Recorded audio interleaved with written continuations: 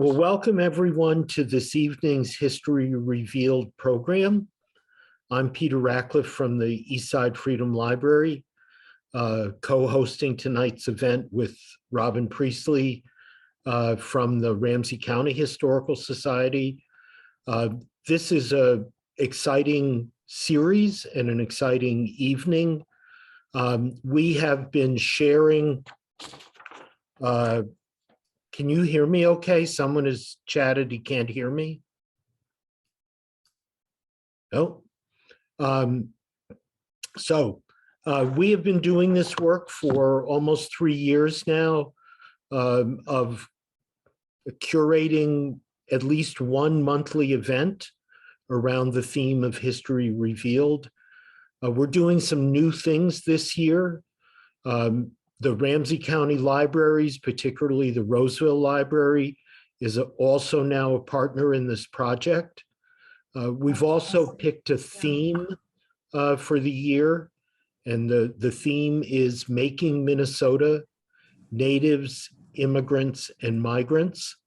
And there's so much good historical research and scholarship being done that once a month is no longer enough for us. And so some months we will have 2 or even 3 events. And Robin will tell you about the next event, which is next week. One of the other things we're doing that's new is, thanks to the generosity of the Phillips Bloomstein family on the east side of St. Paul, who have given us a generous donation in honor of their brother and brother-in-law, Danny Phillips, who was an activist attorney in Great Britain, representing the mine workers union there for many years, who passed away from COVID in 2020. In honor of Danny's memory, they've made a gift that enables us to buy books that are mentioned, are relevant to this series, and to give those books away, particularly to young readers. So if you want to get in touch with us about that, we're easy to find, info@eastsidefreedomlibrary.org. I want to mention that last month we had 2 great programs, one around the book We Are Meant to Rise, co-edited by Carolyn Holbrook and David Mura, and an event by with Bill Lindeke around his book, St. Paul, an Urban Biography. We do have 10 copies of each of those books that we are eager to give away to young readers, and so please do reach out to us. If you were unable to attend those events, the videos of them are available on the YouTube pages of both the Eastside Freedom Library and the Ramsey County Historical Society. The Eastside Freedom Library's mission is to inspire solidarity, work for justice, and advocate for equity for all. I think we're going to learn a lot about that tonight from Jane Henderson. So let me just briefly introduce Jane. She grew up here in the Twin Cities before heading west to California, earning a bachelor's degree in ethnic studies and Spanish at the University of San Diego. She is currently a PhD candidate in the Department of Geography at UC Berkeley, which I have to say is one of the coolest departments in the country. And she has returned to Minneapolis to undertake the research that will be embodied in her dissertation, part of which we will be seeing and hearing tonight. So I want to turn things over to my partner, Robin Priestley, from the Ramsey County Historical Society, to talk about their work and also introduce what they're up to. Robin, please. Thank you, Peter. Can everybody hear me too? Yes, good. Thank you, Jane. First of all, thank you to Jane Henderson for being here tonight, and thank you to the Eastside Freedom Library and the Roseville Library for all their support and partnership in this series of programs. We're going on for over 5 years, nearly 6 years now, which is wonderful. I also want to thank our members and supporters that are here tonight. If you're not a member or supporter of the Ramsey County Historical Society or the Eastside Freedom Library, please consider supporting us. We rely on the support of members and friends like you to continue to present these programs and all of our other efforts. And there are some great benefits to joining the Ramsey County Historical Society. You get our wonderful quarterly magazine, Ramsey County History, and admission to our historic site, Gibbs Farm, and a lot of other benefits, which are all on our website, which is on the slide on your screen, www.rchs.com. And please check out the Eastside Freedom Library and the Roseville Library websites as well. Both groups have wonderful programs in addition to this History Revealed series.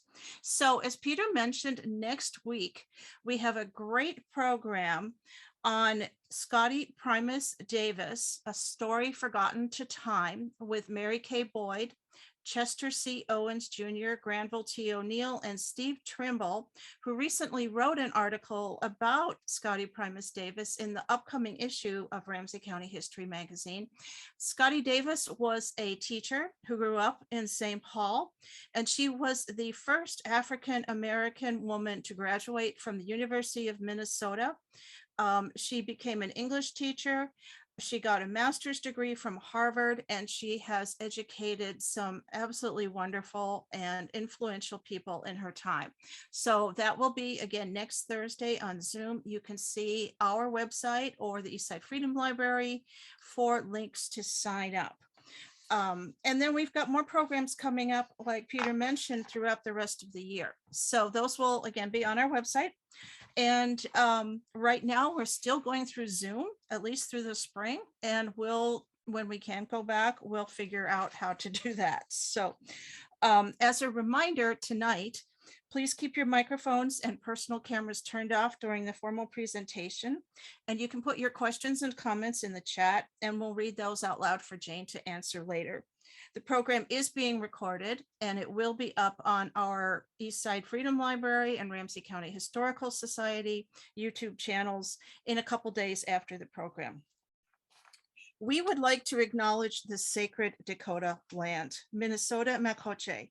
The land where the waters are so clear they reflect the clouds is the ancestral and contemporary homeland of the Dakota people. It is also home to the Anishinaabe and other indigenous peoples. The Ramsey County Historical Society acknowledges that its sites are located on and benefit from these sacred Dakota lands. Ramsey County Historical Society is committed to preserving our past, informing our present, and inspiring our future. Part of doing so is acknowledging the painful history and current challenges facing the Dakota people, just as we celebrate the contributions of Dakota and other indigenous peoples. You can find our full land acknowledgement statement on our website. Again, it's rchs.com, which includes actionable ways in which Ramsey County Historical Society pledges to honor the Dakota and other indigenous peoples of Minnesota Makoche. We are committed to presenting the stories and histories of all in our community, and I'm so pleased to bring you Jane Henderson tonight. I want to thank Peter for helping set this up, and again, want to talk a little bit about our Making Minnesota program, which will explore these untold stories, histories, and experiences, some of the worldwide immigrant, African-American, and indigenous communities that make up this, our most diverse county. So to that end, thank you, Jane.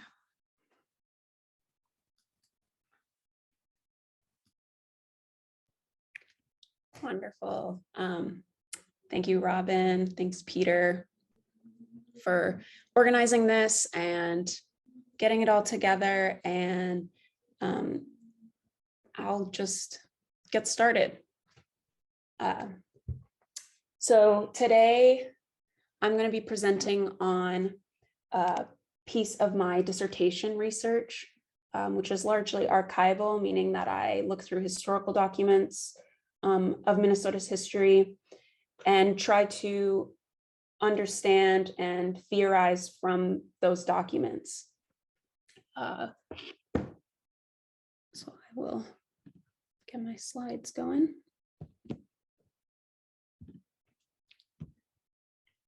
Great. I hope you all can see this. I can't see any of you, so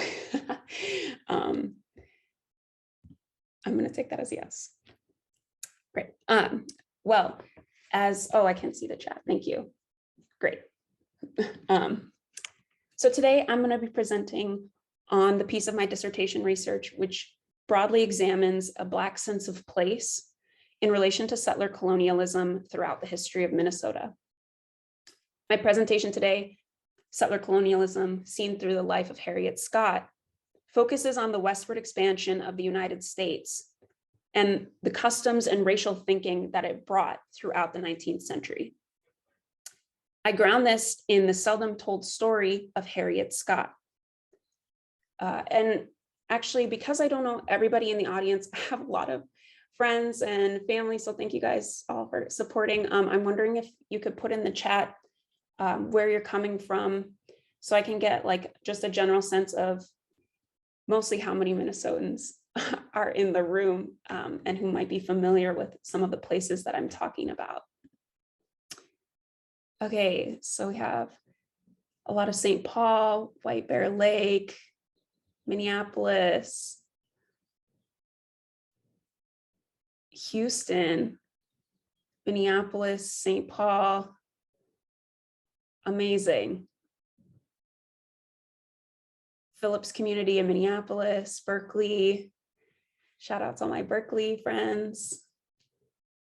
Portland. Okay, wow. Colorado. Roseville. Oh my goodness. Okay, so everywhere, basically. Which is great because I'm going to try and make this as like introductory as possible. So for those of you who are familiar with the places that I'm talking about, feel free to share your experiences about them in the chat or in our Q&A session later. And for those who are unfamiliar, I'm just really glad you've come today to learn a little bit more about Minnesota history. So let's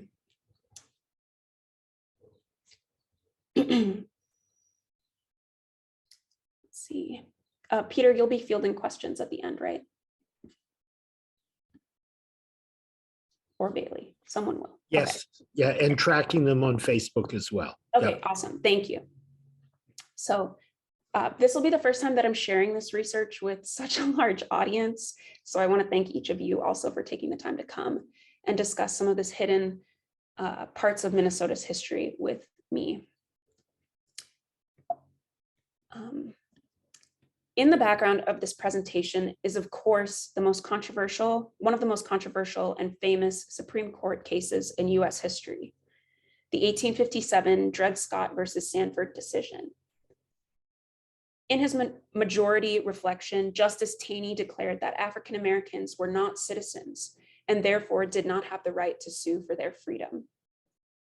I, like most people, I think today, came to Harriet's story through my interest in her husband, Dred, and his experience of slavery in the North, but I did not realize her impact in this story, that both Dred and Harriet had sued for their freedom after having lived in free soil, which at the time was called Wisconsin Territory, but is present-day Minnesota.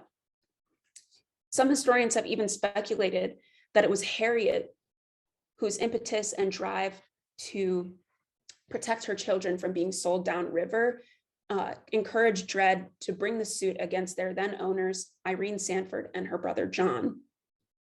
I was shocked that I had never learned about her life, her experience of the contradictions of being unfree in free territory, or of her involvement in one of the most important Supreme Court cases in US history. Her proximity to some of the largest protagonists in the American story didn't end up lending her any notoriety, and her presence in historical documents remains extremely limited. However, I think this is what makes her story so important to the way we understand the origins of Black communities in Minnesota and the ways the lives of the enslaved illuminate the different intimacies and the more mundane aspects of US westward expansion. And something that I hope you'll pick up on today that I'm really trying to get across is the kind of everyday life experience of the enslaved through settler colonialism, rather than focusing on large wars and things like that, which also kind of shadow Minnesota's history. To begin, I think it's all important that you know how I approach my research and this story. I'm not trained as a historian, but I value history and archival methods in my research. I am a geographer, and I use the tools of the discipline of geography to understand the changes in place over time. So what does this mean? What is geography? It's not really a discipline that a lot of people are necessarily familiar with. They may have taken a course in middle school or high school, and by the time they got to college, if they attended college, had not had the experience of taking a geography class. So simply, the term, when broken down from the Greek roots, geo and graphy, means earth writing. So based on this definition alone, it seems that geographers could study and write about pretty much everything that happens on Earth. And it does feel limitless in that sense most of the time. However, a central aspect of the field is that we consider our research questions spatially. We either do this through a more positivist approach and data collection, which is typical of physical geography, such as the forms of atmospheric or environmental sciences, or from a humanist perspective that seeks to understand the layers of relationships that people have to the natural environment. And this is more the human geography side, which you can see here. As a human geographer, I follow an intellectual tradition whereby I look at a place and try to understand how it was produced. One of these intellectual predecessors is geographer and prison abolitionist Ruth Wilson Gilmore. In an interview she did recently, she describes geography not as a field solely where people make maps, though many of us still do, but rather she says that geographers think about and ask ourselves, why do things happen where they do? So as a geographer, I ask questions like, what forces, both human and non-human, created the place that I live in, that I grew up in? Why do some places bring up deep emotions and others do not? Who gets to belong to a place and who is marginalized or excluded? And at the heart of these are all spatial questions. They're geographic questions. So ultimately, this is the approach that I take in my research, that I'm interested in the process by which a place comes to be what it is in the present. And this is also why I value history so much in my own research. Which brings me to the topic of today's discussion, settler colonialism seen through the eyes of Harriet Scott. My argument comes from over a year of archival research, as well as site visits.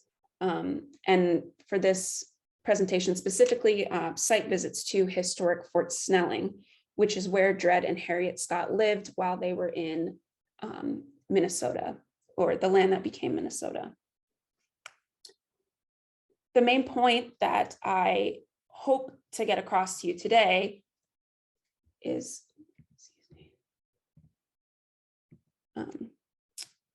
that the domestic labor of the enslaved made settler colonialism possible. Harriet Scott's skilled work at the fort ensured not only the physical survival of white settlers, but her specific tasks established the necessary racial distinctions for settler colonialism to function. And this main distinction that I've identified is a difference between people and practices that were deemed civilized and those that were deemed uncivilized or savage, in quotes.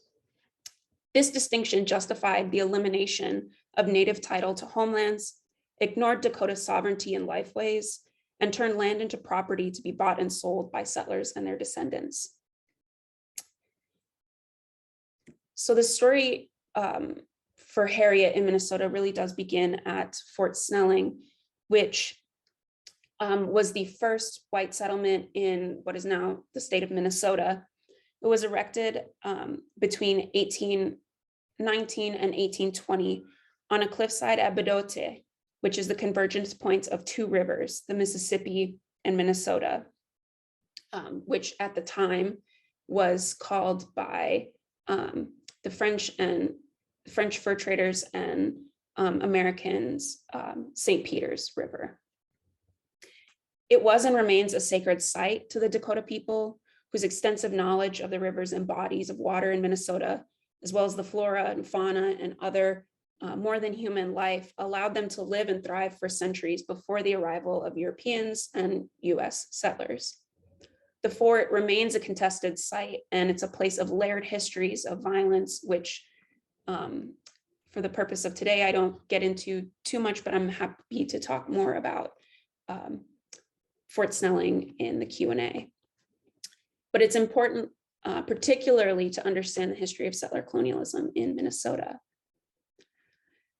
So next I'm gonna, this is an image that I took of Fort Snelling behind the officers' quarters, looking out over the convergence of the two rivers. Next, I'm going to define this term that I've invoked quite a bit today, but haven't yet defined, which is settler colonialism. And it has a complicated set of usage across different disciplines and also in movement spaces and organizing. But I tend to understand it as a framework for understanding the Indigenous experience of colonization in places where Native knowledge, lifeways, and Native people were replaced by settler institutions, settler sovereignty, and settlers themselves. One often cited thinker in settler colonial studies is Patrick Wolfe. He's an Australian scholar who argued in his article, which you can see at the bottom here, Settler Colonialism and the Elimination of the Native, that settler colonialism is a structure, not an event. Two key quotes from this article, I pasted up here because I think they illustrate what Patrick Wolfe means when he says this. That as its own form of colonialism, settler states do not use indigenous labor or solely extract the natural resources from the land, such as mineral or oils, as you can see, and other historic instances of colonialism. Instead, the land itself becomes the resource, and it becomes a resource for a new class of non-Indigenous people to live and own. However, in order for this to happen, Indigenous peoples must be removed from their land to make way for a new set of institutions and a new structure, which is what Patrick Wolfe here identifies as a structure. Under settler colonialism, quote, settler colonizers come to stay, meaning that the presence of a settler class seeks to become native. So essentially, we can see this now in the United States, which is a settler state, that rhetoric or discourse around who is an American is largely erasing any kind of Indigenous experience of place or Indigenous histories.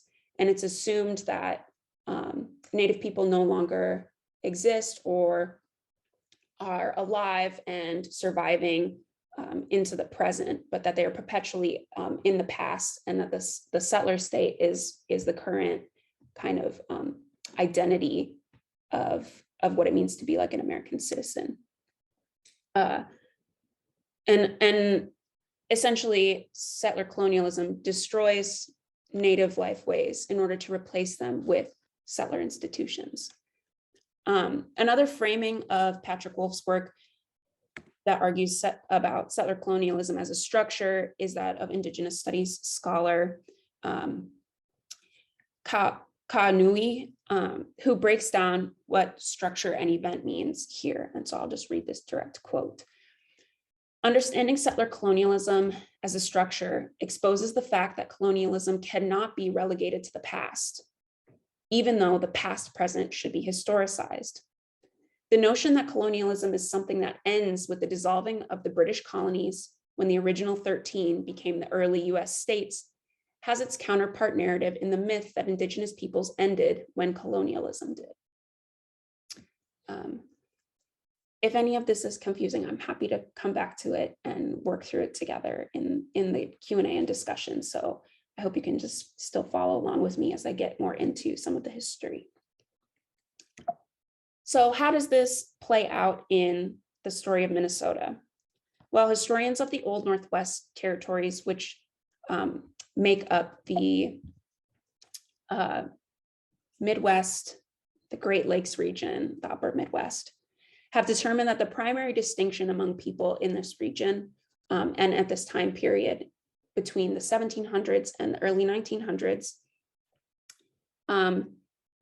was that of civilized versus uncivilized. And so people and practices and land use itself would be categorized in either one of those two slots.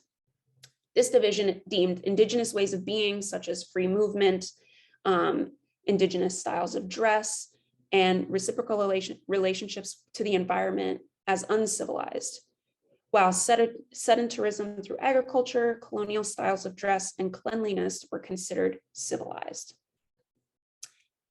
So it's here in the context of these diverging claims to land between the settler and native figures that Harriet Robinson lived and labored.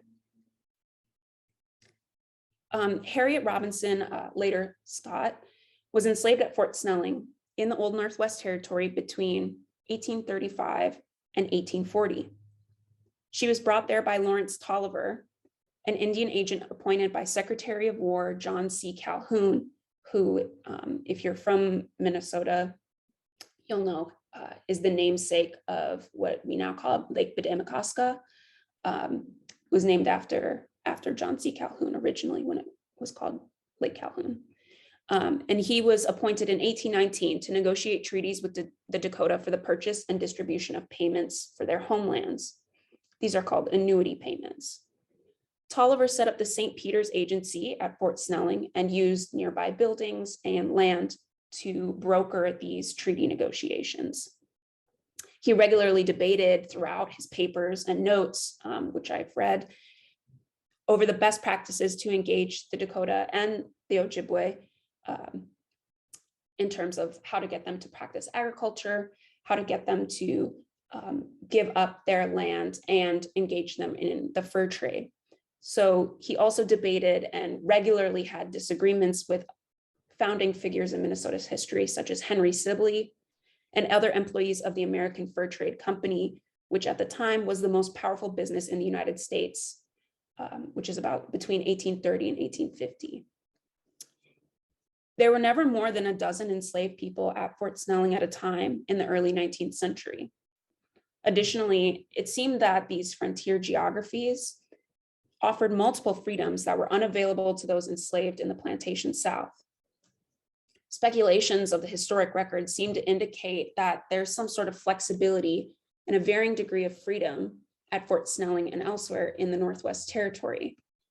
Legally, however, the region was free soil through two key legal doctrines, the Northwest Ordinance of 1787 and the Missouri Compromise of 1820. As such, slavery was legally banned within these territorial boundaries. And the legal precedent for the banning of slavery would actually not be overturned until the fateful 1857 Dred Scott v. Sanford decision, in which both pieces of legislation were deemed unconstitutional. A year later, slavery was legally banned within the boundaries of Minnesota by the ratification of the state constitution in 1858. So Minnesota joined the United States as a free state. Thus, the Archive of Slavery in Minnesota, or the series of historic documents, despite containing one of the most exciting stories and histories and of a Supreme Court case that ultimately, historians say, led to the US Civil War, the archive in Minnesota is limited at best and otherwise almost non-existent. Most of the information about Harriet's life comes from a few key primary sources, and primary sources are documents from the time that she was alive. Harriet was unable to read or write, so most of what is known about her comes from these surrounding sources, such as Tolliver's papers and journals. for anybody who's interested in a secondary source, which is the work of historians who also interpret the primary source material, I highly recommend this book, which is called Mrs. Dred Scott by Leah Vandervelde. She does an extensive history of Harriet's life, and I believe is probably one of the only books that I've seen to do it so detailed.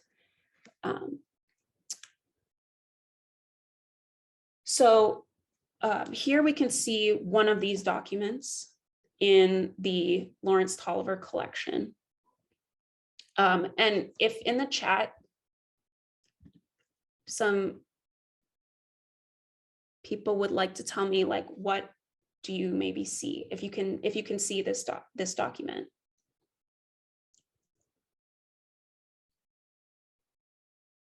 Is there anything that stands out to you? Are there any words that you can make out?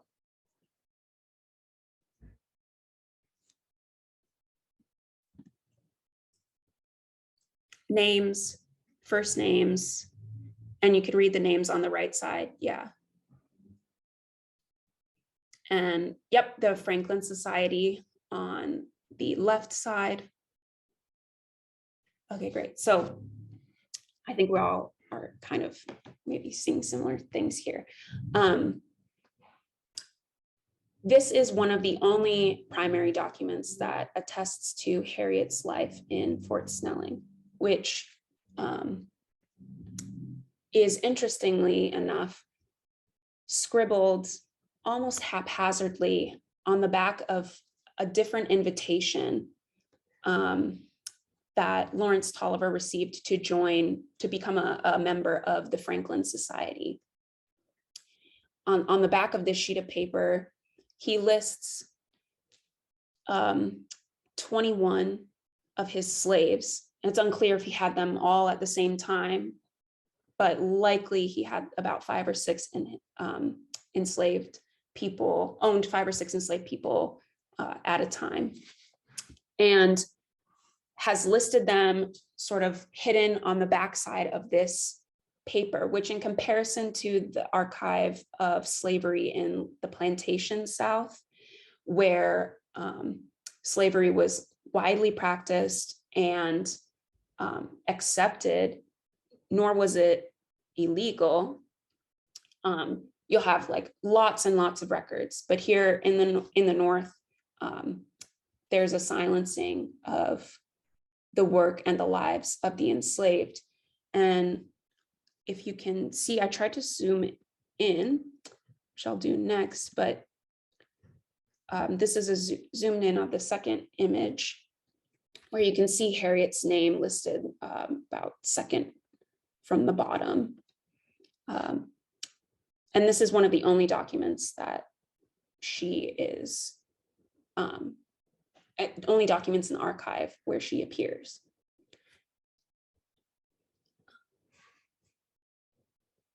Let's see.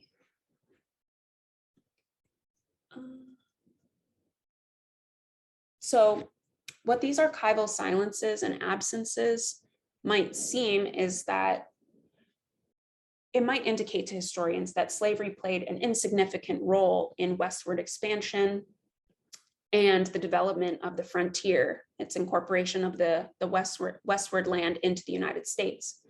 Rather, I see the silences at working to occlude the labor necessary for maintaining the civilized customs of US imperial agents, and that obscure illegal slaveholding in the Old Northwest Territory. The absence of slavery in the archive does the work to uphold settler claims to landed property by hiding the necessary forms of work needed to create those distinctions in the first place. So I'll again return to my argument, which is that slavery on the frontier, whether practiced by officials in the military or the slaveholding for domestic purposes practiced by Tolliver at the St. Peter's Indian Agency, this slavery made settler life possible. And it did so in 2 ways. The first is the use of profits from slaveholding in the plantation region, which is the South, that enabled wealthy owners to invest in real estate speculation prior to the incorporation of the Minnesota Territory as a state of Minnesota in 1858. It also fostered the first forms of capital investment in the territory after statehood through infrastructure and development projects.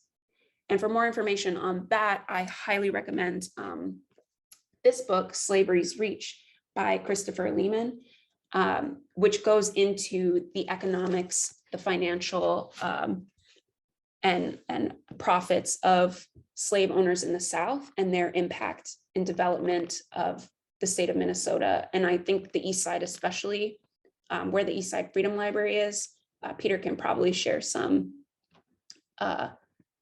information about that specifically.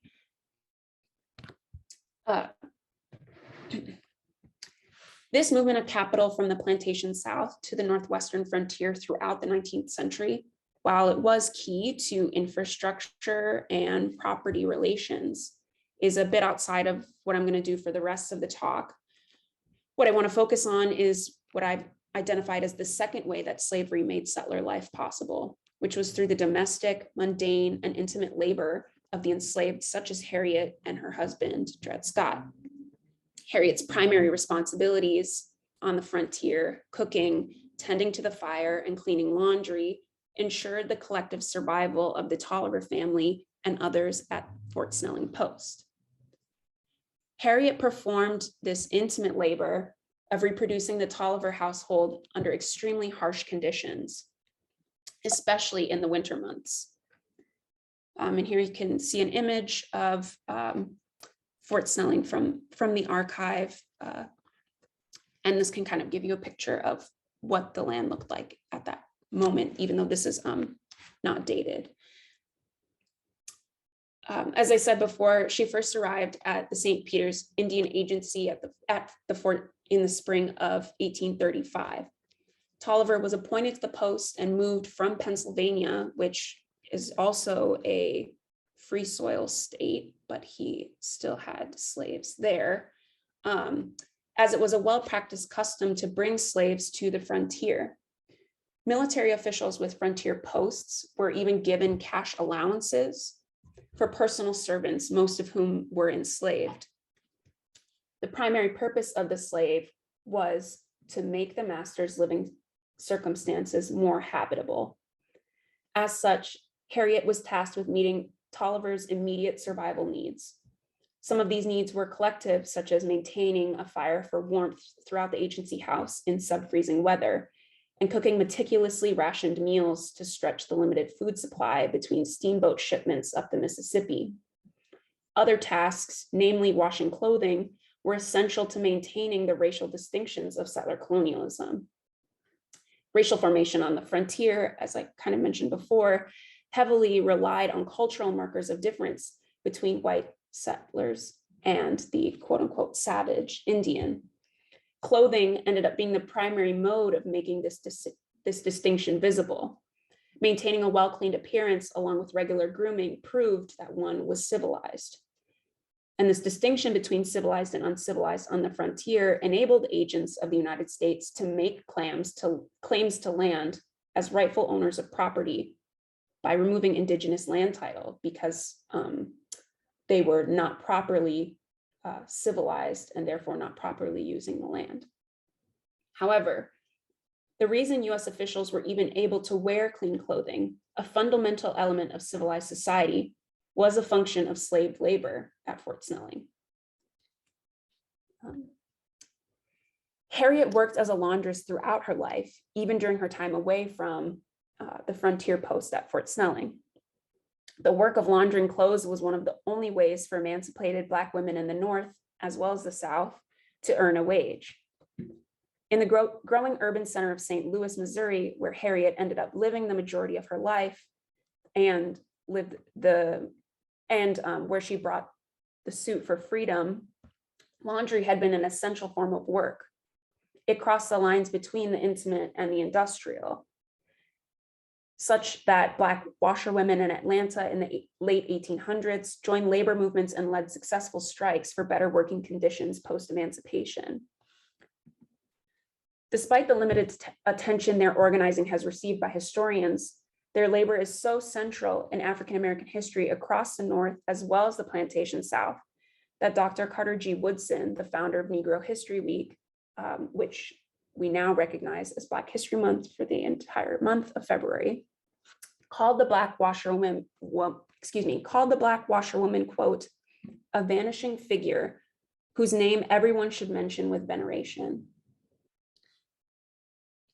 In his 1930 article about the economic and emotional impact washerwomen had in African-American history, Dr. Woodson asks, and why should the Negro washerwoman be thus considered? Because she gave her life as a sacrifice for others.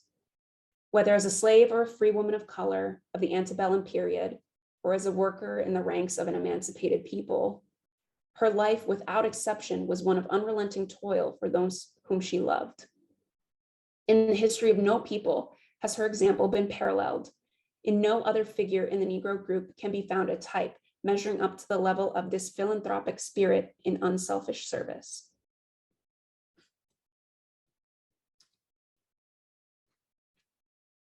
Part of the reason that Carter G. Woodson venerates the washerwoman so much is because of their essential role in producing not only a form of care, like intimate care, in cleaning their family's clothes, as well as that of mostly white masters or wealthy white patrons who would send their clothes to be laundered. They also are extremely important because this work was very, very difficult. Cleaning laundry at the time was extremely labor intensive. At Fort Snelling and the Indian Agency House, the water needed to be collected from the river and brought to a rolling boil over the fire. Once the linens and garments were inserted into the pot, the only way to clean the fabric was through vigorous stirring and scrubbing on washboards in the searing lye-soaked water. Harriet likely would have made her own soap through a chemically toxic process of combining the ashes from fire and fat stores, which she may have gotten from excess on steamboats or some stores that they had left over at the fort. After the clothes were properly washed, laundresses would need to lift the sopping heavy garments to hang them dry on a clothesline. During the winter months at Fort Snelling, many household chores could not be completed due to these freezing temperatures. And for those of you in Minnesota right now, I know you're experiencing these freezing temperatures. In the winter then, the primary task for Harriet was to tend to multiple fireplaces at the house. As fireplaces were the sole source of heat in buildings with little insulation, they needed to be tended to 24 hours a day, 7 days a week, often for 6 months of the year. During the winters, Harriet and another of Tolliver's slaves, Eliza, who's the first name on that list that I showed you earlier, would have likely rotated watches to ensure that the coals never went out. While Carter G. Woodson's article reflected on Black women providing financially for their families, what we can see in the work that Harriet did for the Tolliver household, whose laundry she cleaned, whose home she kept warm, whose food she grew and cooked, made the frontier more livable for agents of the United States in this territory. The work of making settler modes of living possible was also necessary to establish the distinction between civilized and uncivilized. Elite frontiersmen prided themselves on maintaining a sense of civility and proper customs in a geography that they deemed wild and savage. They believed that through virtuous hard work, namely developing agriculture, that they were superior and better qualified to use the land. However, what Harriet's life and work in the Minnesota Territory shows is that men stationed around Fort Snelling actually required unpaid enslaved labor to even live at the standards that they deemed civilized, proper, and fit. Her life illuminates that the antagonisms of settler colonialism, those between, on the one hand, the white civil settler, and on the other, the savage native, all in quotes, built were built through mundane, everyday chores of enslaved Black men and women at the fort. And so by way of conclusion, I hope I was kind of able to share some of the conditions, the lived experience, and the landscape changes that were necessary to establish and maintain the state of Minnesota. Learning this history of place and the role of slavery in it helps us not take Minnesota for granted. And what I mean by this is that it helps us not assume that the status of statehood or any of the infrastructure, the boundaries that we know to be lining the state were destined to happen, or that it was an inevitable process, or that the state has always been a benevolent place, especially for Black people. Instead, my research looks to uncover and understand the processes, actions, and decisions that made the state what it is today. And what I think Harriet Scott's story illuminates is that these actions can be the mundane, everyday chores, as well as the landmark cases that shape our lived environment and our relationship in the places we live. And I hope you learned a little bit about Harriet today using my geographic approach. But in addition to that, I truly believe that learning history in this way helps us see the small choices and negotiations by both people with power and those without, that produce kind of what we see as history in the present. And this, I think, shows us that we're all historical and spatial actors, whether we consider ourselves to be or not. Thinking through how a place is made shows us that it can be made differently. And for those of us who have experienced life in Minnesota, we know now that we urgently need alternative visions for the state in the present and future. And with that, I'd just like to finish and say thank you all for coming. And I'll open it up to questions and feedback. And just really excited to hear your thoughts. Thanks. If you'd like to type your questions in the chat, Peter and I will read those for Jane.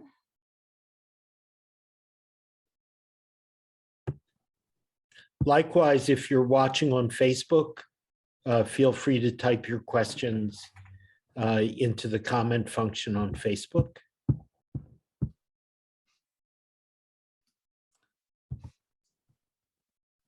And Clarence put in a couple links if you missed those. Chris Lehman had done some programs for us, and also thank you, Clarence, for a link to those.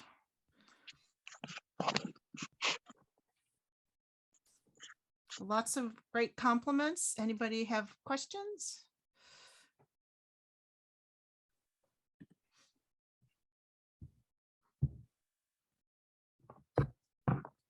So if I may, Jane, this is Peter.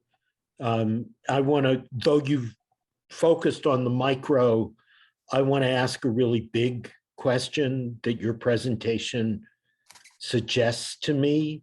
You don't exactly say it, but it seems to me with your emphasis on the civilized, in quotes, versus the uncivilized, in quotes, that you're arguing that Black labor produced whiteness. And I wonder if you'd like to play with that a little bit.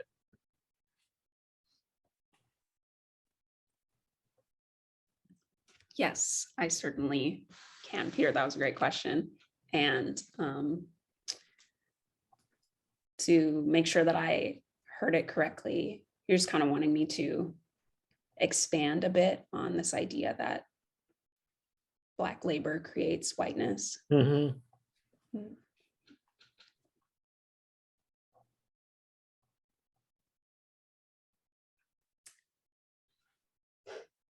I would say that's probably pretty close to where I'm getting with this. But that's all based on what I've read and seen in the archive, like in Minnesota's history. I didn't intend to have that argument necessarily. It's more of a reflection on how I'm reading the historic documents that I'm coming across, especially because I think in our discussions around Minnesota and whiteness in Minnesota,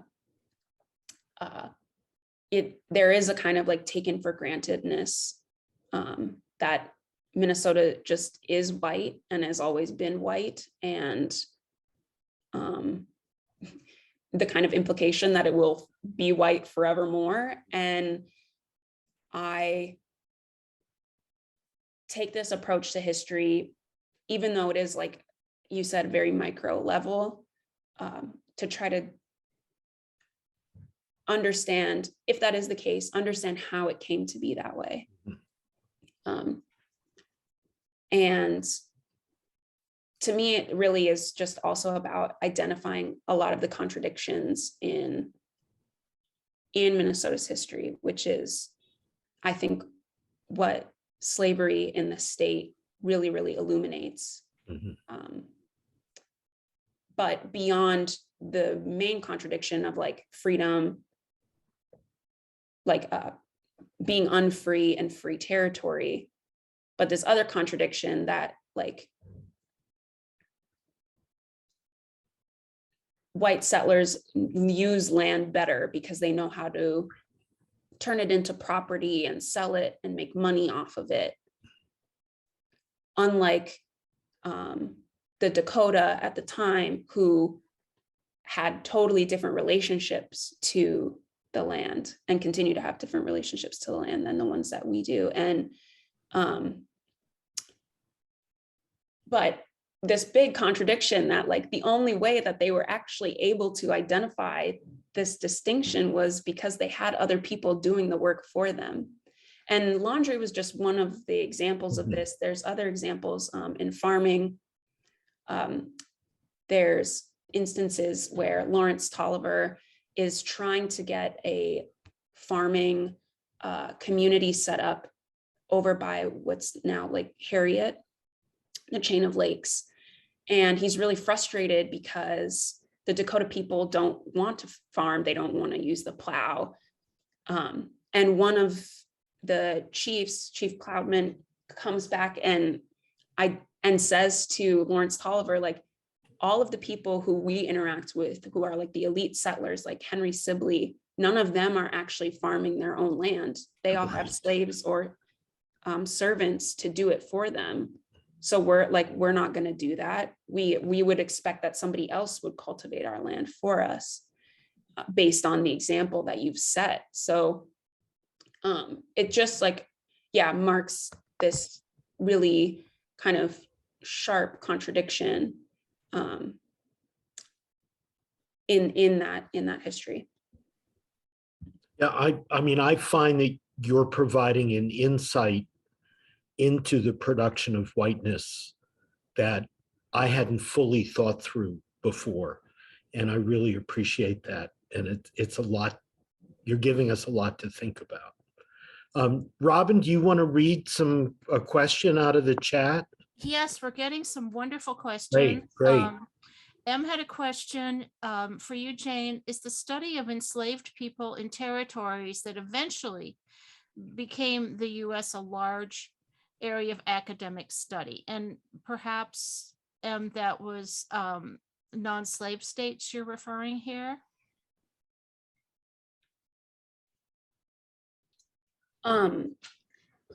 Yeah, if it is non-slave states, thanks, Em, for that question, and thanks for coming. It's typically, from what I've seen, largely incorporated into histories of the American West. So this idea is kind of still really resonant, that because a place was deemed a free soil territory or state, that the practice of slavery wouldn't have a foothold there. And that historically is not true, though there are also instances of emancipated or otherwise free African Americans in these kinds of Western states, but I'd say the majority of the place that I've seen that happen is in the histories of the American West. So like a history of California that talks about the debates around whether California would be a slave state or a free state, and what that meant for like the kind of the kinds of people who then ended up moving to California, was whether or not they could bring a slave or not. So I don't know if that exactly, I wouldn't say it's large in that sense, mostly because there's a lot also to be done about slavery in the plantation South, like where slavery was really, really widely practiced and where some of the largest profits were to be made. But I think it's growing now to look at the ways that slavery impacted other regions of the United States and the Americas as a whole. Great.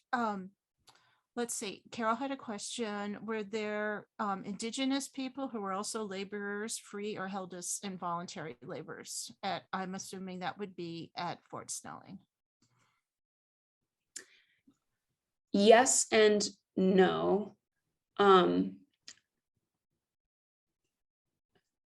And I say yes because there were people who were held involuntarily, Dakota people who were held involuntarily at Fort Snelling.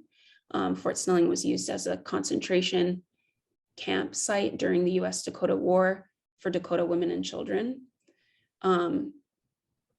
Though I'm not certain about the historic record as if they were like meant to be laboring or were just imprisoned there and not working. That part I'm not so clear on. The other,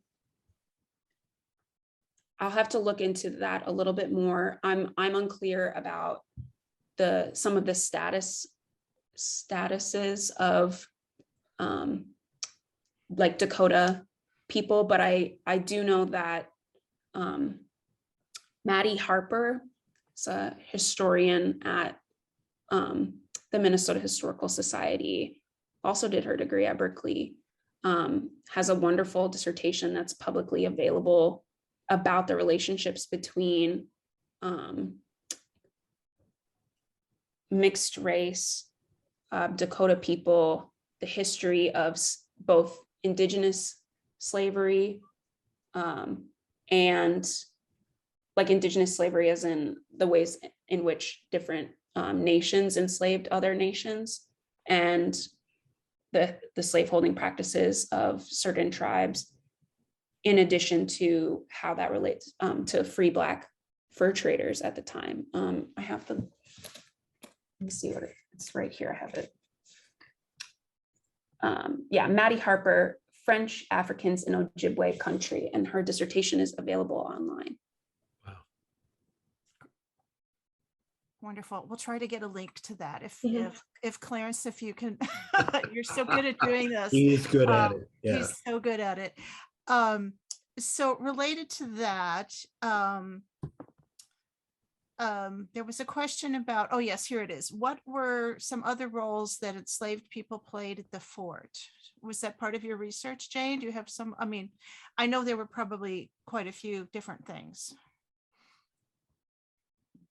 Yeah, so I mostly know about Dred Scott, Harriet's husband. He was enslaved and brought to Fort Snelling by military doctor, Dr. Emerson.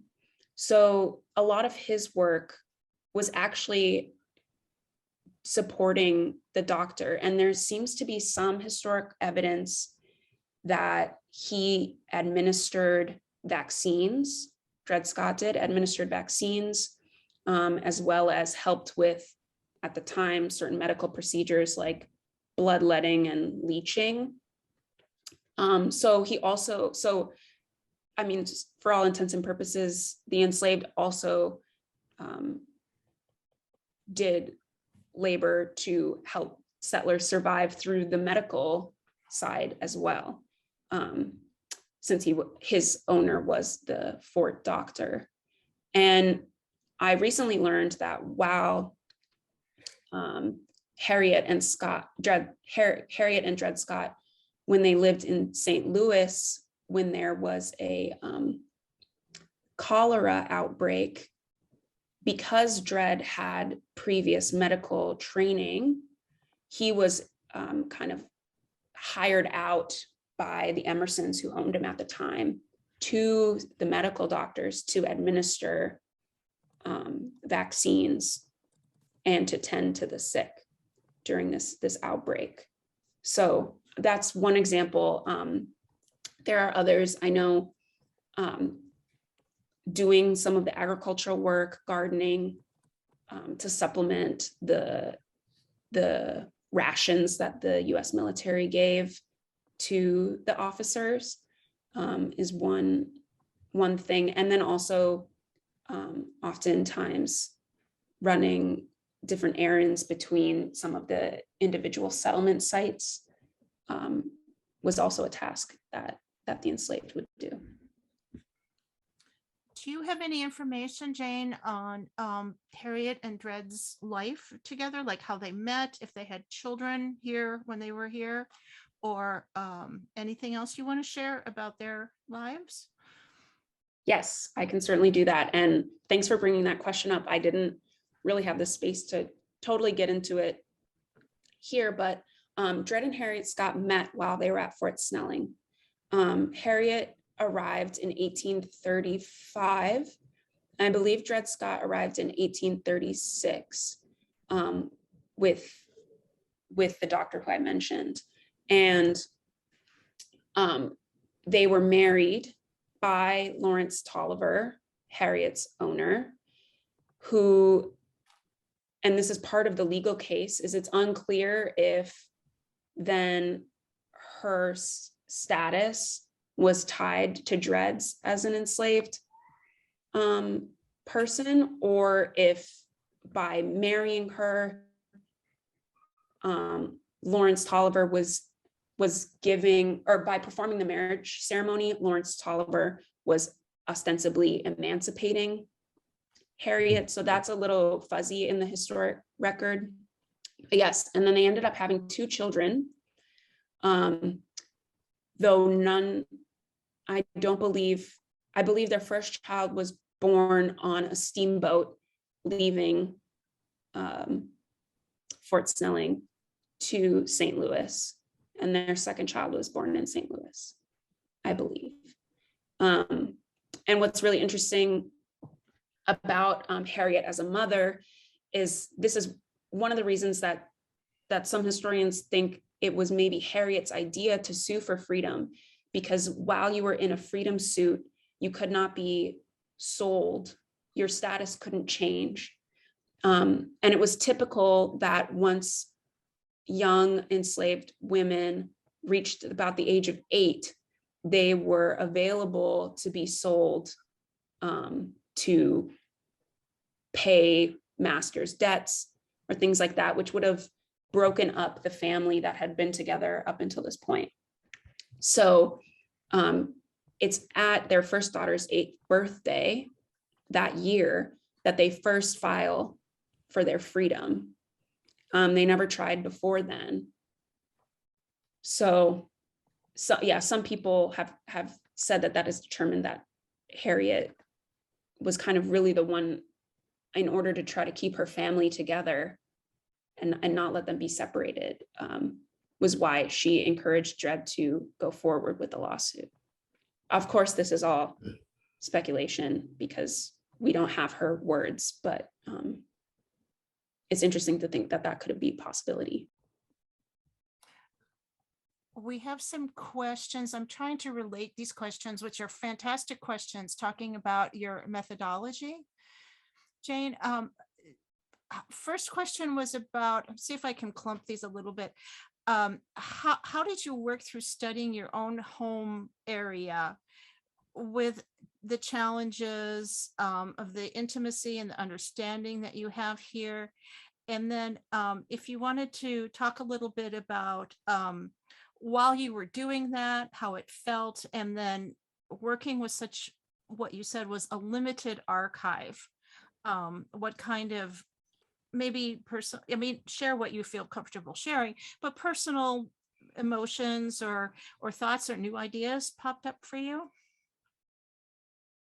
I mean, those are really big questions. I could probably spend an hour on that, but I know. Yes. No, those are great. And thanks for the synthesis. I think you did a great job with that. They are really interrelated. So in researching a place that I grew up in, my visits to Fort Snelling during my research year during 2021 was not the first time I had been to Fort Snelling. In the 3rd or 4th grade, like a lot of kids who grow up in the Twin Cities, we go to Fort Snelling as a field trip. It's like a 2-part field trip where we spent half of the day looking for fossils down in this river valley. And I got to take one home. My mom's still on the call. I'm like, Mom, do you know where that is? But and then you go to Fort Snelling and watch the reenactments. They had like blacksmiths there and people dressed up and marching and doing the kinds of historical reenactment at the fort. And I'm not sure if it's because I was in 4th grade or if things had changed at Fort Snelling in the ways that the history is told, but I never learned about Harriet or Dred Scott until I came back for my research, which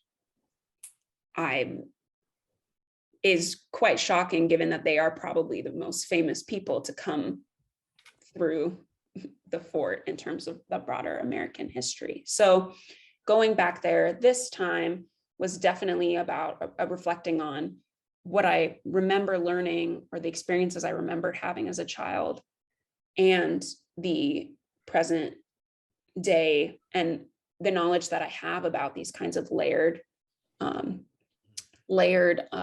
histories and layered violence that happened at Fort Snelling. I mean, it's a military base, so that was, active in the US Dakota War. So to me, I think that distinction was very different, like experiencing Fort Snelling as a child where all I wanted to do was like get a bonnet and be like Laura Ingalls Wilder. And then coming to the realization as an adult that like the only role that I would be playing is probably of an enslaved person at Fort Snelling. Was like, yeah, quite shocking. Also, on an even more personal note, I go to Fort Snelling, that area, quite often because all of my dad's side of the family is buried at Fort Snelling National Cemetery. My father, my grandfather, my grandma, and my aunt. And so I've had this experience of going and visiting this area, which has usually been one of like grief, to then also understanding the layers of grief for others at this site has been, yeah, really, really powerful in kind of trying to do a little bit of a history of the present. So I hope that answered that question a bit. Yeah, I think that was a great answer. I want to thank Carrie and Harvey for sharing the information about Maddie Harper's thesis. Yes, Thanks thank for you. putting that in the chat with links. That's great. There was another question if the Indigenous and the Black folks were at the fort. Do you know if they ever worked together to resist the slavery or the labor or their dispossession that was going on?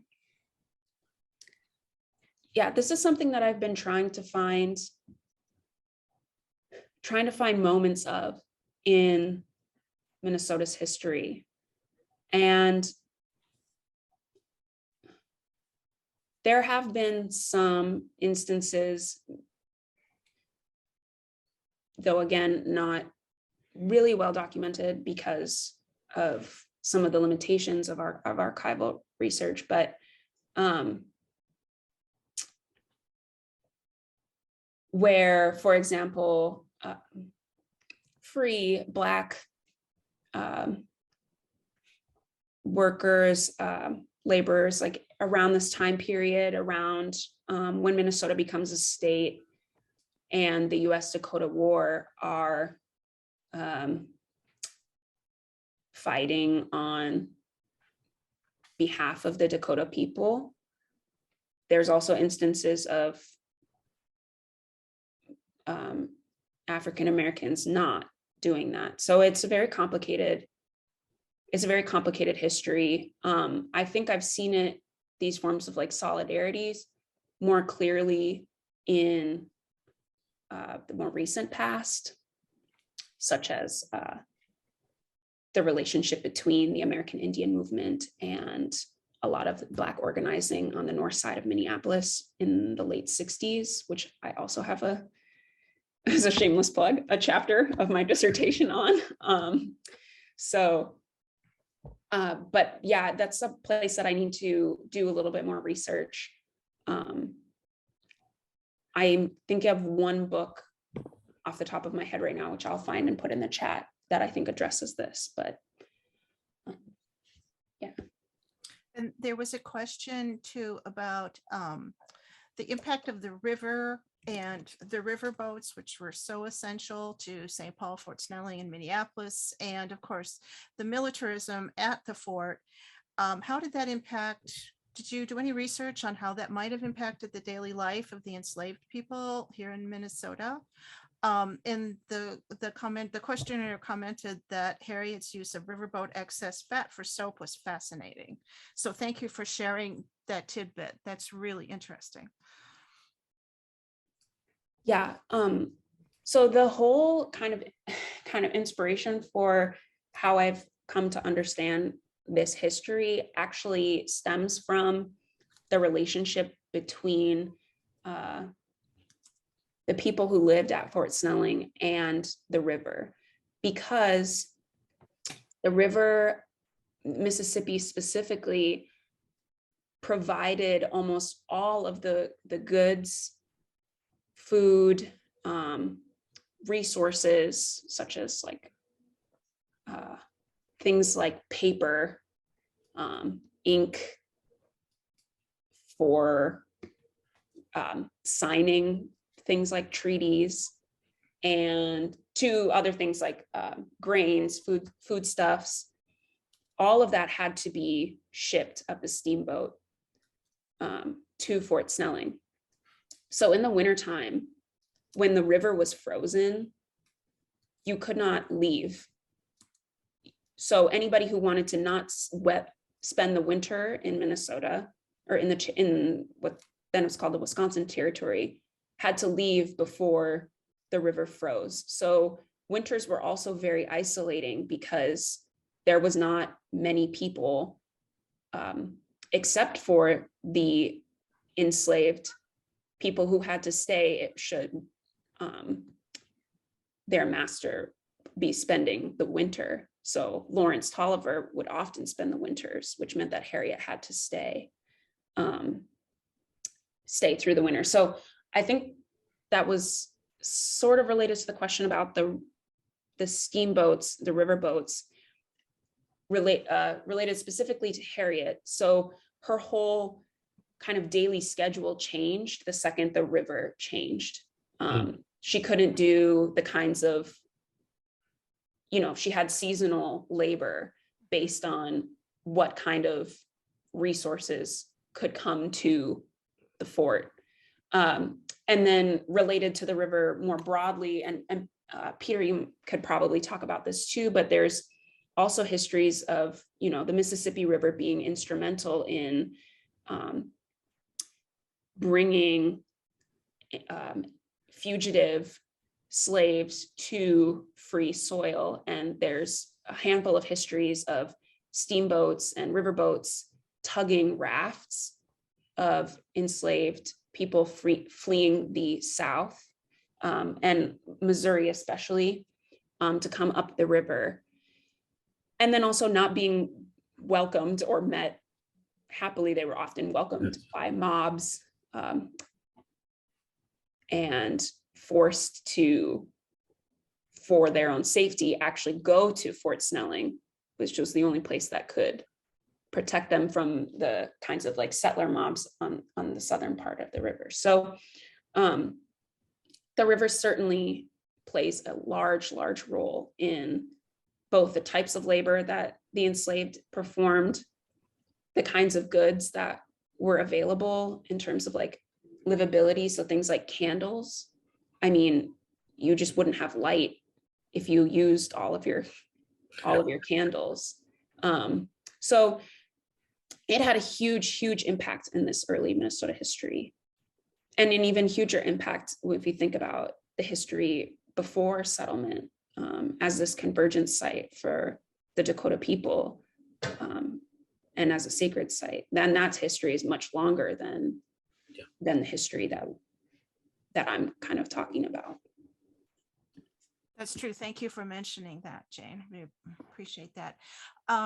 Bailey, in a minute, if we want to stop the recording, we will let people chat. But first of all, I want to give a big shout out to Jane for your great presentation and wish you all the best on getting your thesis through committee.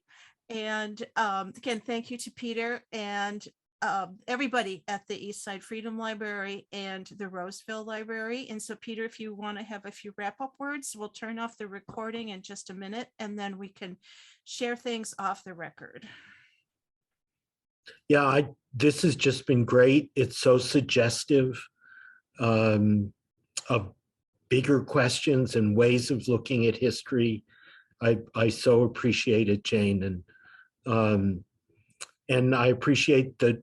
I think you not only cohered the largest audience that we've ever had, but also the most geographically diverse audience that we've ever had. And in this world of Zoom, it's great to feel this connection that people would take time out of their lives to think about this history and these questions. It's one of those great things that's going on today under the radar. Our mass media doesn't tell us that people think about these questions today and converse with each other about them, and it's great. Thank you so much.